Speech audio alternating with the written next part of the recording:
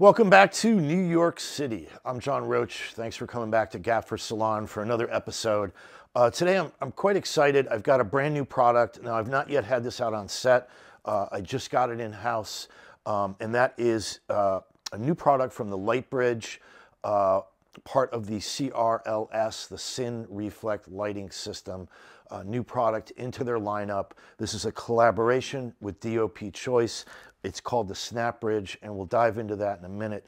But I want to disclose that I have a very long relationship with Jacob Ballinger. Jacob and I have been friends for quite a number of years.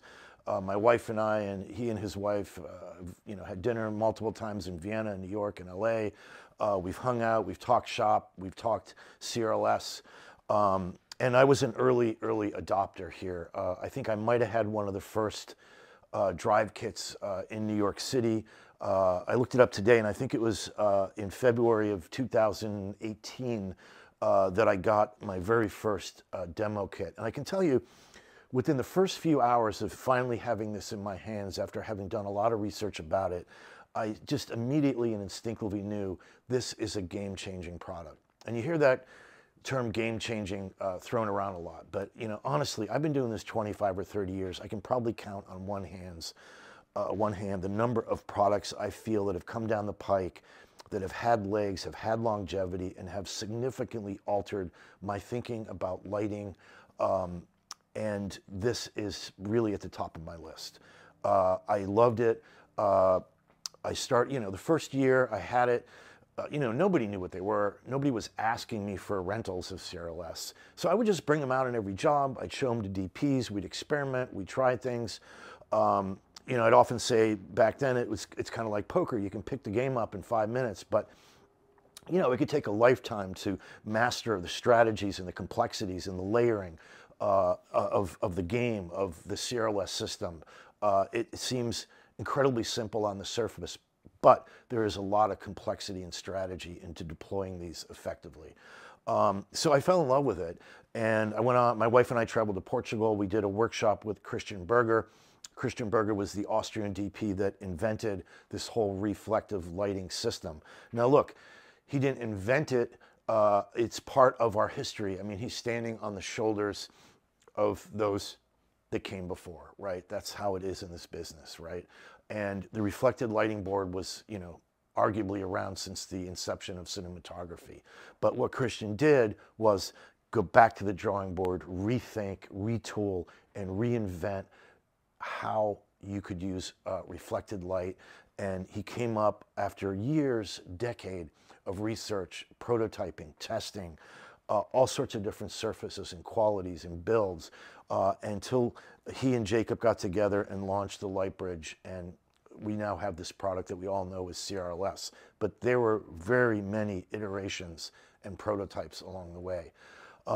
So when my wife and I were in Portugal, we got a chance to have dinner with Christian. We learned both at the workshop and at dinner a lot about his backstory, a lot about the early days of how all this came to be, talking about all of his films from like The White Ribbon, Ludwig II, one of my favorites, The Grand Cahiers, which Jacob lit with a very small team of folks. Just gorgeous, gorgeous film. I spent many an hour talking about many of my favorite scenes and how they were lit and how CRLS was utilized with such a small scale crew. I think they had 2 and 2 for a lot of the shoot days. And then arriving at sort of the pinnacle probably of CRLS between the collaboration between Jacob and Christian was on the very larger budget Hollywood Angelina Jolie, Brad Pitt film By the Sea. I'd encourage you, if you ever have a chance, to look at some of the behind-the-scenes photos of that film. It's just incredible what they did on By the Sea. It is just a gorgeously, beautifully lit film. So that's sort of my, backstory of CRLS. I mean, I went on. I would go to trade shows with Jacob and help demo and help showcase it, not as a paid Lightbridge employee or a consultant or anything like that, just because I love the product. I wanted to see it develop further. I wanted to see it grow. I wanted to be close to give feedback and be part of, advancing reflected lighting and the tools that we have available to us. So You know, I would demo them for like Manuel Billeter, who was interested in.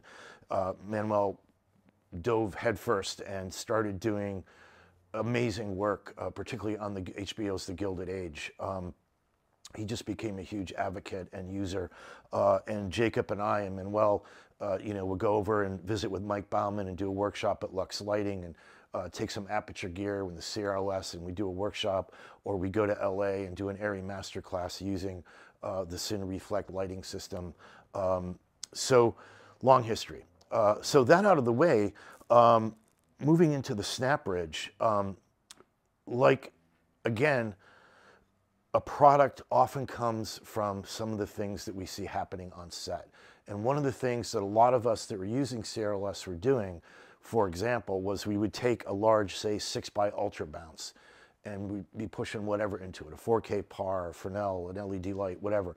We'd be getting this nice, soft, big push, right, sort of homogeneous push, and we take a 50 centimeter CRLS panel and maybe stick it in the center and get that sort of layered organic mixing of a harder push with a wrappier soft light. Or we take an ultra floppy bounce and put a panel or maybe two panels in there, same kind of layering, adding complexity to an otherwise just wrappy soft source.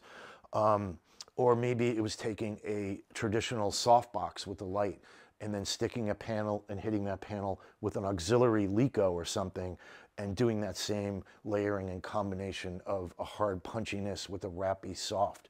So I think my feeling is that Snapbridge was thinking and taking that a step further. How could we get something that could work off one stand, that could be easy to move around, that would combine that softy wrap with a CRLS panel? And I think this is what we have got, the Snapbridge. And to me, what's kind of fascinating and interesting about this product is it is stupid simple. This is incredibly simple product. The complexity comes, I think, with how we use it and the options that are available and how we use it.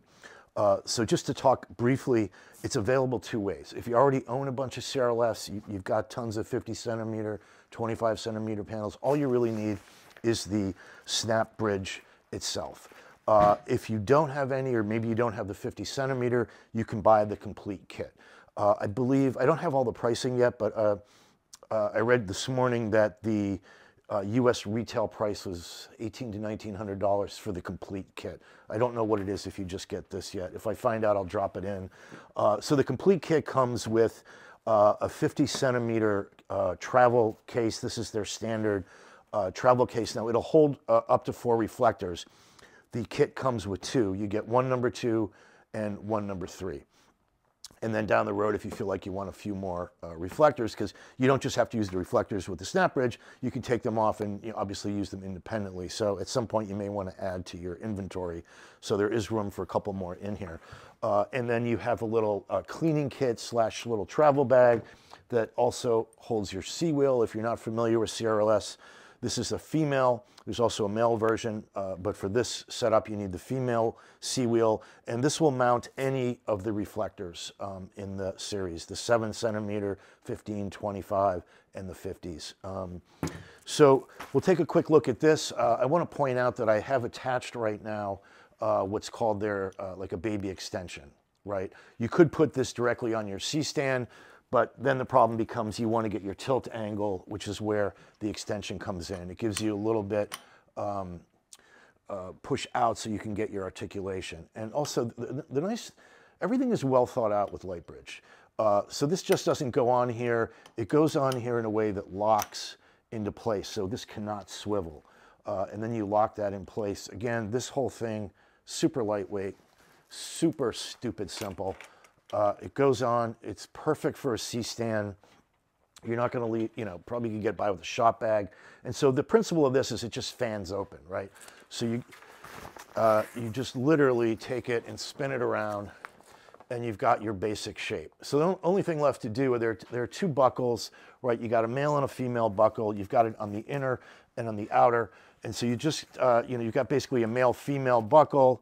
You just do the inner one. And then I usually come down and do the outer one next. That now gives it a slight bow in. and all that's left to do is close up your seam. Usually it's easier to do this from behind. You can spin it around and you close up your seam line. And then you can get your articulation.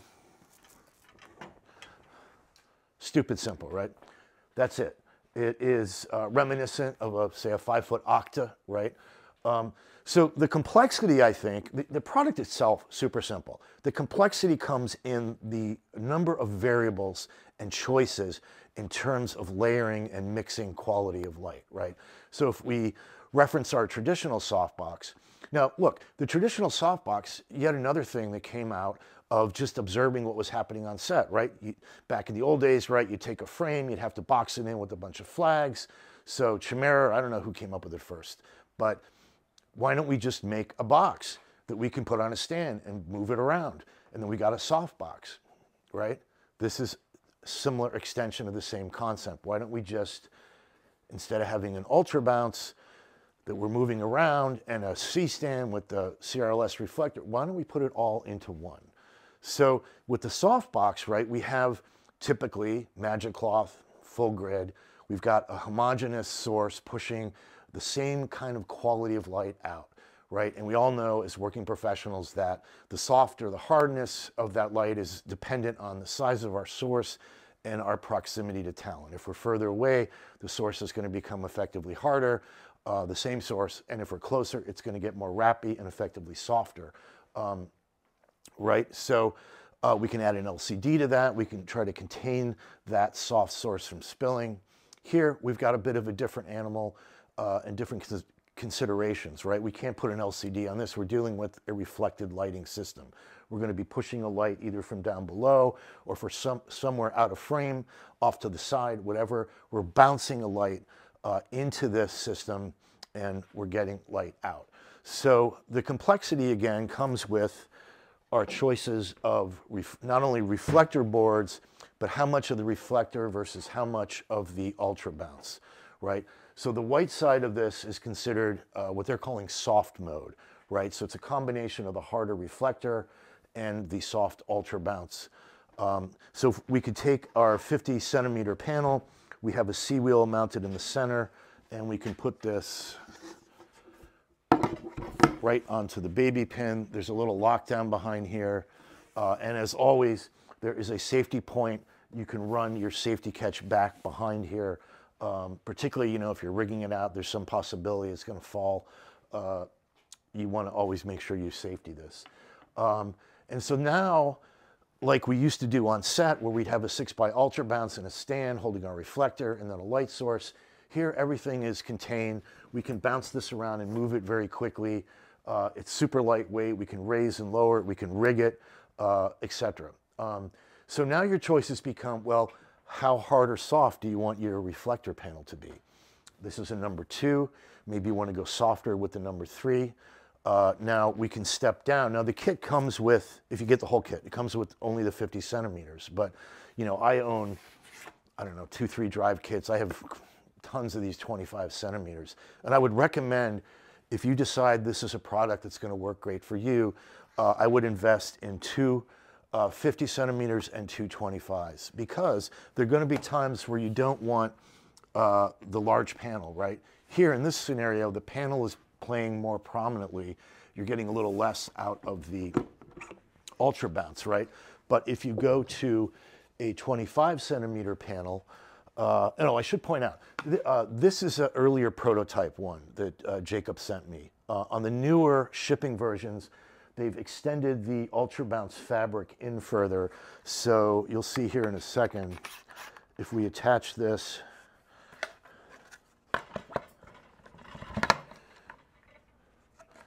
the fabric doesn't come in quite far enough when we're seeing off the edge here. So they've sort of fixed that problem with using the smaller 25. So this is great because it can now work with either 50 centimeter or 25.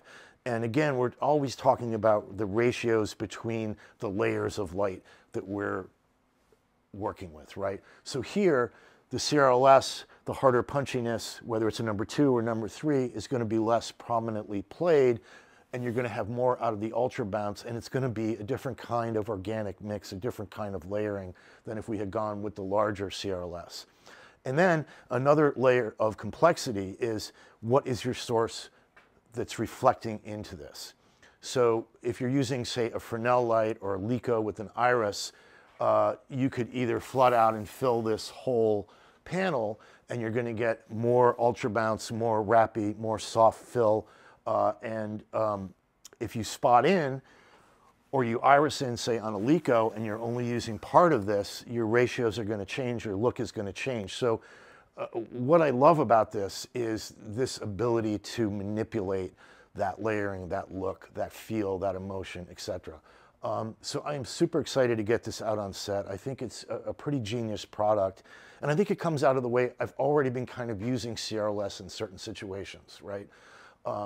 And it allows me to have sort of a self-contained, easy to move combination of those two things, the Ultra Bounce and the CRLS panel working in conjunction. Now, there's a reverse side of this, which is black, right? If I turn this around,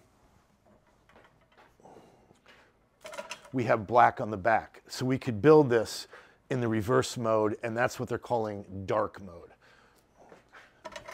Now, dark mode obviously would be for nighttime, more dramatic shoots where you're emphasizing more the CRLS reflector.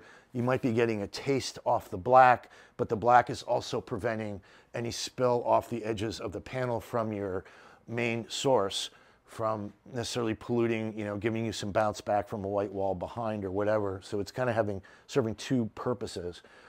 So you've got dark mode, and I'm not going to set this up and demo it because Jacob, if you look on the Instagram or the YouTube Lightbridge channel, Jacob has already painstakingly set up a number of demos showcasing what does it look like in soft mode with the 50 centimeter #2 on a model sitting in. What does dark mode look like? He's done all that. There's also plenty of videos. If you don't know CRLS, you're just starting to learn about CRLS, he's got so many excellent videos sort of showcasing, what the difference is between the different surfaces, the different sizes. What does it mean to choose a 25 centimeter versus a 50 centimeter? There is a ton of information already out there on the Lightbridge site.